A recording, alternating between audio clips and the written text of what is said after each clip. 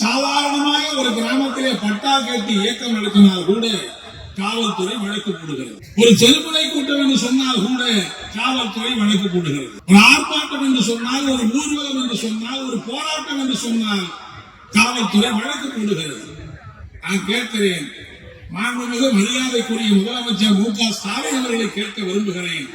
தமிழ்நாட்டில் என்ன அறிவிக்கப்படாத ஒரு அவசர நிலை பிரகடனப்படுத்தி விட்டீர்களா? நீங்கள் எப்படி காவல்துறை இப்படி கட்டுப்பாடு இல்லாமல் செயல்படுகிறது? இல்ல, நான் அதுக்கு 2 நாளைக்கு முன்னாலே சொல்லிட்டேன். ஏன் கருத்தோட அவர் ஒத்து போறாருன்னு நான் சொல்லுவேன்.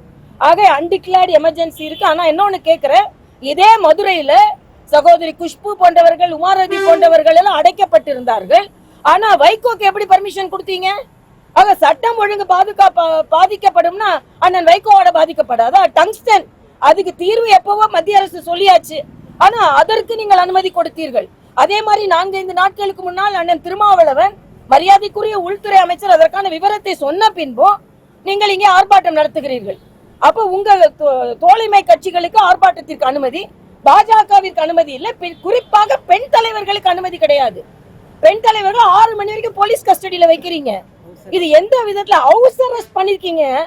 இது மிக மிக மோசமான நிலை.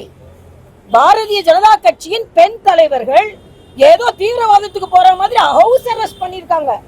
இதற்கு திராவிட முன்னேற்ற கழகம் பதில் சொல்லியே ஆக வேண்டும்.